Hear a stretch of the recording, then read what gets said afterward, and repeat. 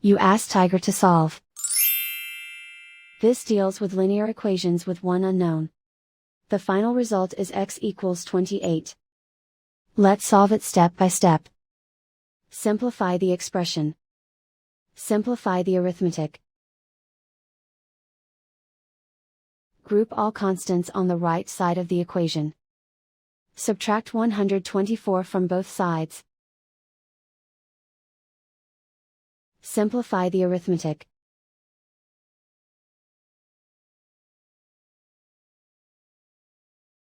Isolate the x.